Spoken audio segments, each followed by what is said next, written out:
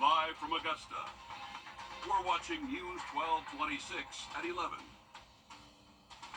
We finally dried out a little bit and luckily stayed cooler than average. We'll see how long this nice weather sticks around before more storms arrive coming up. And today was certainly a great break from the rain. We'll check back in with Riley in just a moment, but first, good evening. I'm Sydney Hood. We're a little over a week away from kids going back to school in Richmond and Columbia County, and with the new school year approaching, backpacks and school supplies are in high demand for many families. Today, Rise Augusta and Smile for Shay Foundation partner together for the annual Back to School at the Hub and Books for Shay event. Your Julius Evans was at the Hub for Community Innovation Augusta where it took place. Julius, what could families take advantage of today? Sydney, it's one of several efforts from the community to help gear kids for school while also providing resources like literacy booths and free health screenings. Families say while these back-to-school drives are fun, they also make a huge difference. We didn't have the resources that we have nowadays for the kids. Melissa King says it's a different world now than what it used to be. When we were younger, we didn't have back to school bashes all the time. There wasn't enough in the community for children to come to things like this and get the supplies that they needed or to even help them in general. She says it's inspiring now to see the community doing more, especially during a time of year that can burn a hole in the wallet. Sometimes it can be over $150, just depending on the location that you go to and the supplies requested by the teachers in the schools throughout the year. Event organizers say it's more than just free bags and supplies. Various booths around the hub promoting literacy, after-school resources, and health screenings. There are vaccine reports. There's things to make sure that you're managing love and maximizing love and managing stress this year. So they got some things there. Prevent Blindness Georgia is here for vision screenings. We know that's a big issue in a lot of our schools, making sure kids are seeing what's in front of them. King says every intentional push to help the community counts. She says she feels it now and hopes to continue in the future. The community comes together and tries to make them feel like everything that they need is in their hands.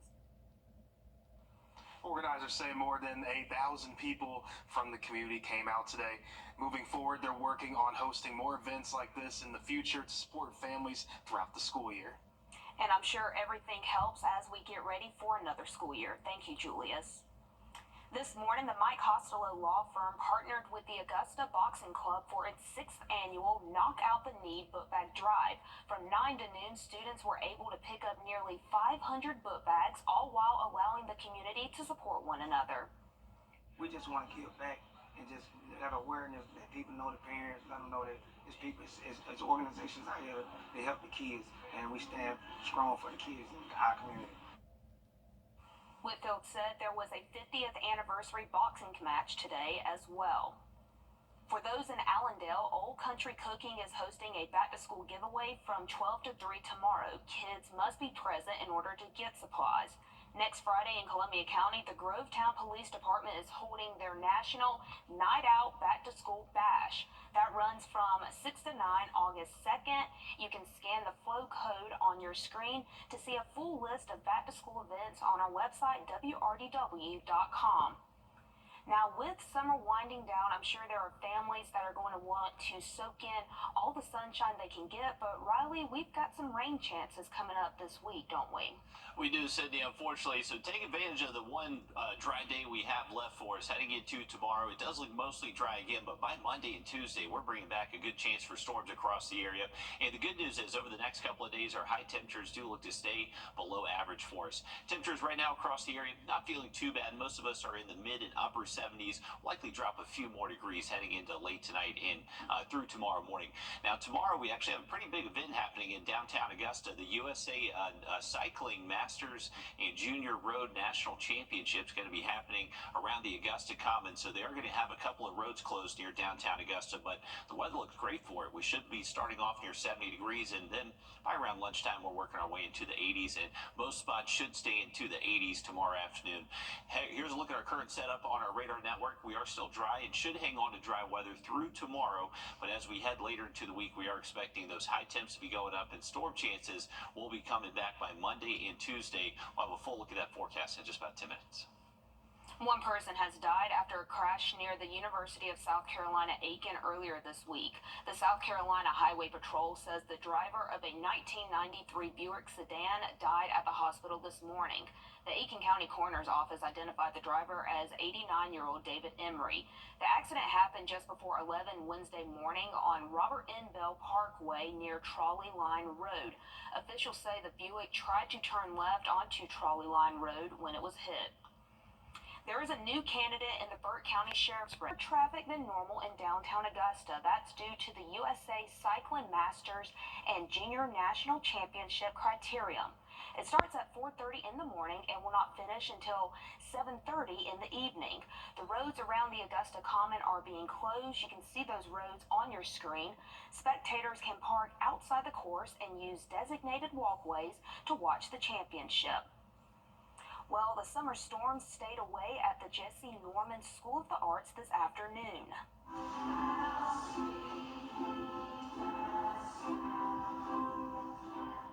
The school partnered with AARP to host the Yucca Seniors recital that you just heard. Seniors 55 and up learn to play the ukulele in 6 weeks, going from just holding the instrument to playing 3 chords all the way to learning 15 songs. Their music teacher spoke about the differences between teaching young children versus the senior class. These folks are there just because they want to be there, and it's a whole different feel. They're really funny.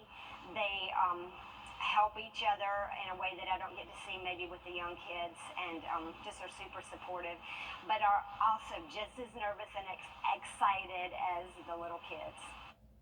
She said they learn one step at a time and the little bits add up. Looked like a fun time out there today. We do have nice weather sticking around tomorrow if you're going to be getting outside, but we're bringing back a flood risk by Monday and the chance for storms. Have a full look at the forecast coming up. Every time you visit Parker's Kitchen, your support makes a difference, impacting education for kids of all ages. And none of this happens without you. This is the latest system we're watching heading straight towards the southeast. Expect to see heavy showers and thunderstorms, and we've issued a first alert for all of our counties here in the CSRA, and that's for the chance of strong. We are tracking a strong line of thunderstorms heading directly towards central Georgia. You can see right here, no one being spared from this first alert for today. You do have the threat. The First Alert Radar Network, all the sweeps are working here, keeping every neighborhood covered. Before she was... Trust meteorologist Emily Active for your First Alert. Well, we are in the last weekend of July, and it looks like we're going to have some rain to finish out the month for us, Riley.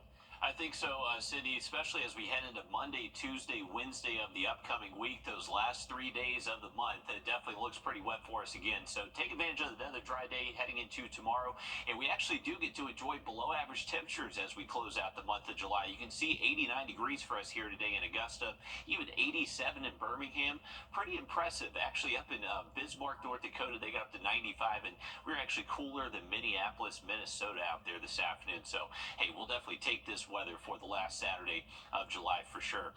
All thanks to a northeast wind. We had this weak little front just dip a little bit further south last night, and that kept us fairly dry now that we're on the northern side of it, and we should stay in the same general pattern heading into tomorrow. So if you got a tea time, looking dry for any early times, most likely waking up in the 70s, near 70 degrees right around sunrise, and then working our way into the mid 80s by lunchtime.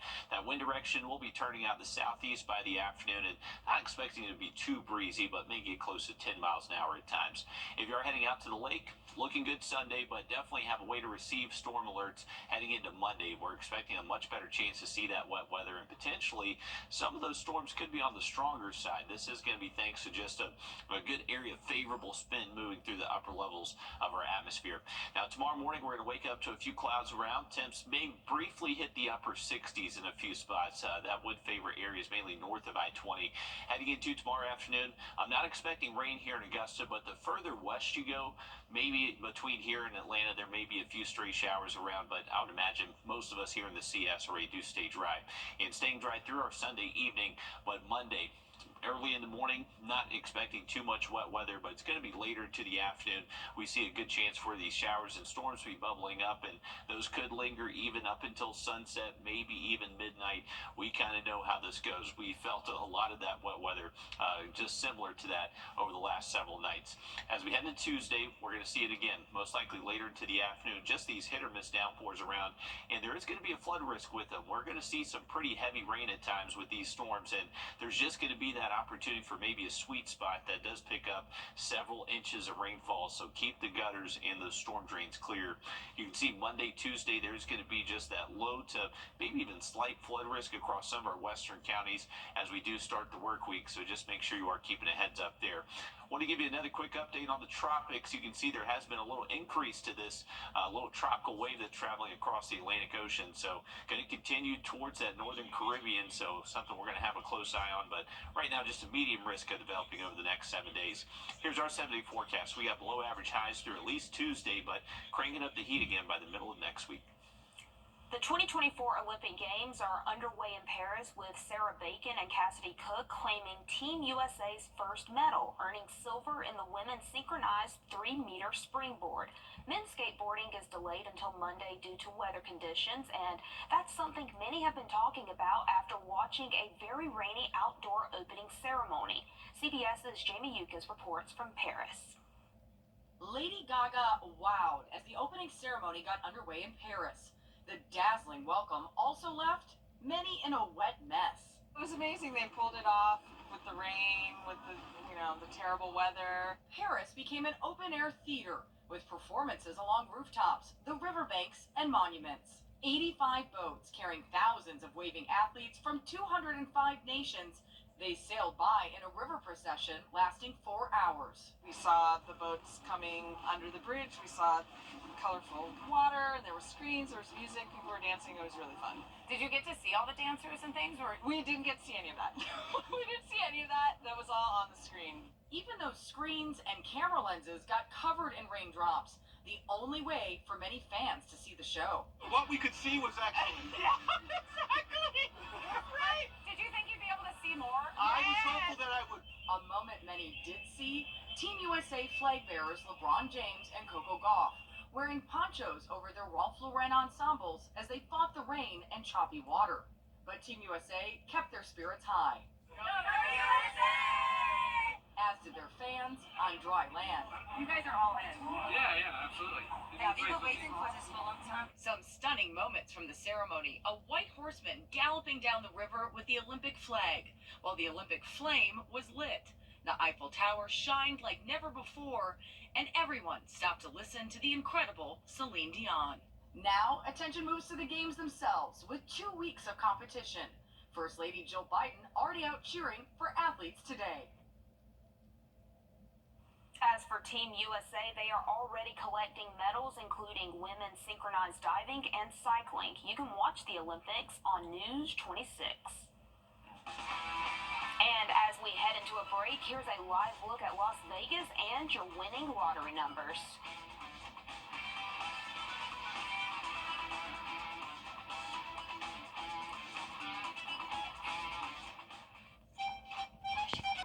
Trust meteorologist Emily Active for your first alert. First Alert Radar, powered by Jim Hudson Automotive Group. Soon, college athletes could get paid by their schools directly. That depends if a California judge approves a $2.8 billion settlement reached by the NCAA and plaintiffs. The settlement says schools could start spending more than $20 million a year to pay athletes. The agreement would last for 10 years and allow thousands of football and men's basketball players to be paid for previous TV and marketing rights. Orangeburg's Diamond World Series tournament is happening at the South Carolina State University campus. This is the first time the city is hosting the Diamond Youth Baseball Tournament. Guests from 11 different states were welcomed by the Gamecocks' new head coach, Paul Manier, and Chris Singleton, who played at Charleston Southern. With some big names there, what better way to show off their town? It's an amazing opportunity to showcase Orangeburg, to showcase our facilities, to showcase the baseball game that we love and how we play it in Orangeburg. The kids are excited. We've been practicing for over 3 months, and they're ready to compete. We didn't get to compete at the district and state level because of the automatic bid, so they're ready to play someone other than themselves and compete, and hopefully compete at a high level. There are more than 250 players competing in the tournament. The 2024 Palmetto Amateur finished up today. Here's a look at the top of the leaderboard with Chase Nevins taking home the $1,000 prize. Congratulations to Chase, and luckily they were able to get those rounds in. It was a beautiful day today, and take a look at our floating green pray for rain graphic here. You can see we did not see any rain today, and luckily those weddings did stay dry. I'm looking at that Sunday and 7-day forecast just after the break. Ready?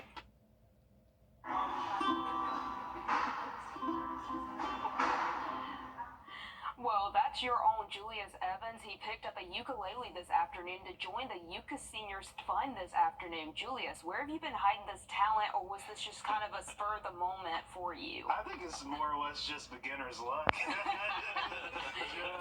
Just picking it up and just trying it out, and it's quite remarkable what those seniors were able to do. Because definitely, I mean, I was just lucky, but they were able to put some good songs together. Absolutely, just going from learning a couple of chords to 15 songs, I think is what you told us. I mean, pretty incredible. And I mean, like you said, you look like you're getting the hang of it pretty quickly. Maybe with a few lessons, I don't know, with the seniors, maybe, I don't know, we can pull something pretty cool. Hey, There good you go. deal. Natural for sure. Was that your first time with like a string instrument and everything? No. In 4th grade, I tried the cello, and there you go. It didn't really work out. There's quite too many strings. Ukulele's a lot more simple. Yeah, it looked good. It looked like a fun event too. I mean, all those people coming together to celebrate them and being able to learn a new instrument. And age is just a number. You can always learn something new. So. No, amazing. Very cool. Absolutely. Riley, what's the weather looking like? Well, for tomorrow, looking nice again. I'd say we hang on to just kind of a mixture of partly to mostly cloudy skies and looking to stay mostly dry. That is good news. If you do have outdoor plans tomorrow, not expecting much in the way of wet weather.